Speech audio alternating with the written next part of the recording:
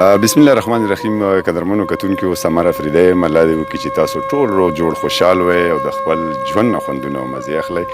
ډېر وخت پس را سره اتحاد پرواز صاحب ملو شوی دی. د سره به تفصیلي مرکه هم کوو، خو هغه به په خپل وخت باندې وي، ځکه چې اوس یو خو ګرمي ده او بل مشاعره کې مې سره ملاقات شوی، نو غواړو چې تاسو لپاره ترې نه څه ریکارډ کړو. پرواز صاحب ستړي مه شئ. قدرمن شئ سمر صاحب، ډېره زیاته مننه.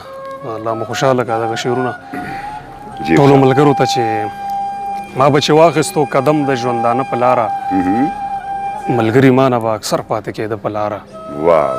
هغه چې ما سره زما په لاره نه خوښېدل، اورم چې نه بې لارې شوي دي او نه په لاره. ډېر ښه، ډېره مننه. دغه شعرونه چې ته صرف راښکاره که مار او ماره مداري، ته صرف راښکاره که مار او ماره مداري، د خلکو نه غلطه وي بیا لاره مداري. ډېر ښه، ډېره مننه. او دې ښار کې بس څه شی جنګوا او یا یې ګډوا، کامیاب یې که پاړو شوې او که یاره مداري. ډېر ښکلی. دې ښار کې بس څه شی جنګوا او یا یې ګډوا، کامیاب یې که پاړو شوې او که یاره مداري. ډېر ښه.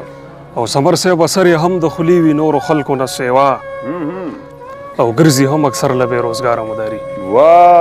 اتحاد صاحب ډېر ښکلی شي. ډېره مننه. او په دې خلکو ته بس دومره څه بلا ملا کوه، دوی خپله بیا ولاړ وي تر سهاره مداري.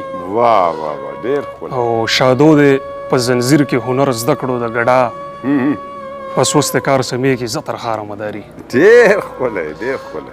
ډېره مننه. ډېر مزېدار.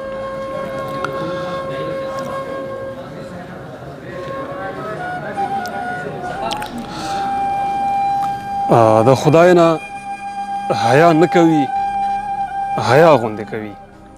د خدای نه حیا نه کوي، حیا غوندې کوي. دا خلک خو په ژوند پورې خندا غوندې کوي. او دې ښار کې یو زما په شان سړی ماښام کې ګرځي، دروغ خبرې څه رښتیا غوندې کوي. او سړي ته ګوري نو سړي ته سړی وایي، یو کشر رور مې دا عادت زما غوندې کوي. ډېر ښکلی، ډېر ښکلی. او مونږ پوهه که بیا چېرته ژوندي شو باچا خانه، سمر صاحب مونږ پوهه که بیا چېرته ژوندي شو باچا خانه، که ژوند کوي چې بیا یې سړی ستا غوندې کوي. ډېر ښه. او ما وی چې دا کتاب به چاته څنګه لاره ښایي، دا تورې کرښې خو رڼا غوندې کوي. ډېره مننه. نور به ووایم؟ ښه، چې ریکارډ نه شو.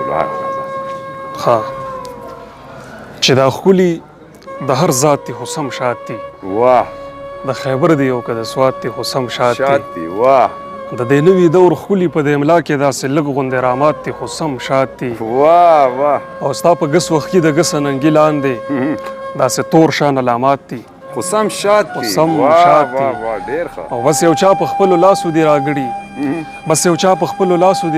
ګنې روجې د خیرات دي خو سم شات دي. او ښه نو څنګه ورته انکار وکړو پروازه، او مکرونه یې لږ زیات دي خو سم شات دي.